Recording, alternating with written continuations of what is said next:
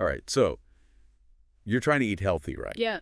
But it seems like every time you turn around. There's a new study, Exactly. new diet fad, some new superfood you just have to try. Yeah, I know. I It's have like to wonder. it's totally overwhelming, you know? So how do we even begin to... Cut through all that noise. Exactly. Well, Yeah. that's exactly what we are doing today. Yes, right. We're going to dive deep into something called the Dietary Guidelines for Americans. Ah, the Dietary Guidelines. Yep, the 2020 to 2025 edition. They come out every 5 years, Yeah, and that were put together by The USDA and the HHS. the big guys, right? So you know they mean business. Oh, yeah, for sure. They're all about helping us. Make healthy choices. Healthy choices that actually work for you for your everyday life. And it's so important, too, because did you know What's that? a full 60% of U.S. adults Wow. are dealing with diet-related chronic diseases? 60%, that's It's a lot. that's huge. Yeah. A real wake-up call, don't you think? Yeah. That what we eat really, really matters. Oh, absolutely. It matters a lot. So how do these guidelines help us, like, navigate all the noise out there? Well, they break it down into 4 main guidelines. Okay. And the first one is actually pretty revolutionary. Really? What is it? It's about following a healthy dietary pattern Okay. at every life stage. Oh, interesting. So at every age. Exactly. Because in the past, the guidelines were kind of like one size fits all. Yeah, But now they recognize that our needs actually change throughout our lives. that makes sense. From infancy all the way to, well, our golden years. I like that. Our golden year. Our golden years. Exactly. So it's not just about what we eat, but when in our lives we eat it, right? Exactly. I mean, think about it. A growing toddler, Yeah, they have very different needs than a teenager. right. Or someone like me Or someone like you. Exactly. who's trying to stay healthy and stay healthy and, maintain that muscle mass. yeah, keep everything working. Keep everything working. Well, I have to admit, even with, clear guidelines, yeah. it's still easy to fall short, Yeah. I mean, 74% of adults are overweight or obese. Yeah, you're right. So clearly there's a disconnect somewhere between what we know and what we're actually doing. Definitely a disconnect. And that's where this thing called the Healthy Eating Index comes in. An healthy eating index. Yeah, or HEI for short. Okay, what is that? Well, it basically measures how well our diets align with the guidelines. Oh, okay, so like how well we're actually doing following the guidelines. Exactly. And the data shows some really interesting patterns. Like what? Well, did you know that HEI scores are actually higher for young children and older adults? Really? That's surprising. Why do you think that is? Well, for young children, parents and caregivers are really involved, Yeah, and they're making the choices. Exactly. There's a big focus on providing good food and starting those healthy habits early. Right from the beginning. Right from the beginning. And then what about older adults? Why are their scores higher? Well, I think there's a heightened awareness of health. Makes sense. As we get older. They start thinking about it more. Yeah, we want to maintain our independence. Stay active. Right. And good nutrition plays a big role in that. Yeah, for sure. So where do we tend to go wrong then?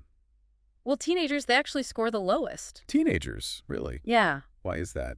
Well, probably a combination of things. Like what? More independence. Yeah, they're making their own choices now. Exactly. Peer pressure. Oh, for sure. And let's face it, those processed foods, They're everywhere. they are just everywhere. So convenient. Yeah, it's a constant battle between what's healthy and what's, What's tempting? what's tempting. So how did these guidelines help us find that balance? Well, that's where guidelines 2 and 3 come in. Okay. They focus on nutrient-dense foods Okay. while managing your calories. All right. And the best part is you can customize your choices to fit your lifestyle. I like that. It's not about deprivation or some crazy diet. Right. It's about making choices that nourish your body. And that you enjoy. Exactly. Finding that joy in food. Okay, so let's talk about this term. Yes. Nutrient dense. Nutrient dense. I love that term. We hear it all the time, but what does it actually mean? Well, it means getting the most nutritional bang for your buck. Okay, I like that. Imagine 2 snacks. Okay.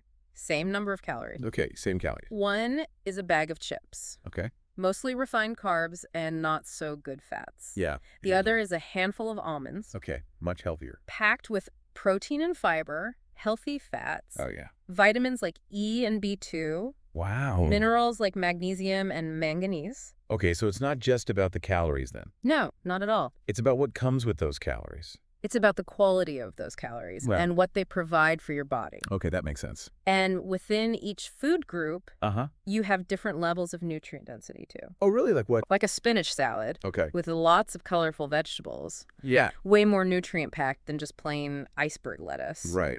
Or a whole baked potato, Okay. skin and all, Yeah. has more fiber and nutrients than French fries. Okay, so it's about making those smart swaps then. Exactly. Choosing the option that gives you more nutrients and keeps you feeling fuller for longer. Right, and doesn't have all those extra calories we don't need. We don't need those extra calories. So the guidelines, they actually suggest a specific percentage Yes, they do. for these nutrient-dense foods. They recommend aiming for about 85% of your daily calories.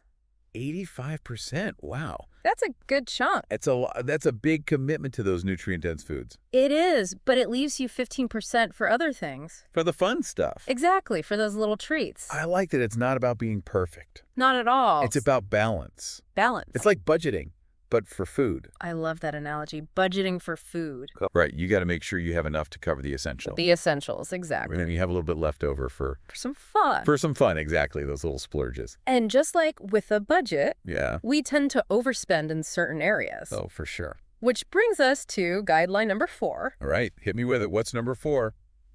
limiting those added sugars. Ooh, yeah. Saturated fat, sodium, and alcohol. Okay, the fun stuff, but the stuff we got to watch out for. We got to watch out for them. In moderation. In moderation. So those are like the splurge categories in our food budget, right? We don't have to completely cut them out. Not at all. But being mindful is key. Being mindful, yeah. Think of them as treats, not everyday staples. I like that. Treats. Yeah, so common culprits are, of course, those sugary drinks. Oh, yeah, those are everywhere. Everywhere. Processed snacks, Always tempting. always tempting. Excess salt. Easy to overdo it. It is easy to overdo it. And yes, even that glass of wine every night. Yeah, that might have to become a weekly thing. Exactly. Everything in moderation. So to recap, these guidelines emphasize 3 main things. 3 main things, yes. Prioritizing nutrient-dense foods, Number 1, choosing a variety from each food group, very important. and being mindful of our portion sizes. Absolutely, you got it. It sounds simple, No. but it's really powerful, isn't it? It is powerful. And the best part is That's that. these principles don't just impact your physical health, they also affect your energy levels, Yeah. your focus, Really? and even your mood. Wow. So truly making every bite count. Every bite counts. I love that. So if you're ready to personalize this, Get even more specific. I definitely encourage you to check out dietaryguidelines.gov. It's a fantastic resource. That's full of information. Specific recommendations for every age. Every stage of life. It's all there. It really is a great resource. And as you think about all this, Yeah. I want you to ask yourself this one question. Okay, I'm listening. What is one small change you can make today That's a great question. to shift yourself towards a healthier and happier you? It could be as simple as swapping a sugary drink for water, Yeah? adding some extra veggies to your dinner, Easy. choosing fruit over a processed snack. Those little changes add up. They really do. Every bite is an opportunity. Every bite is a choice, a chance to nourish yourself. I love that. All right. That's all the time we have for today. It's been a pleasure. But keep thinking about that question. Yes, what one change will you make today? And until next time, happy, healthy eating, everyone. Bye for now.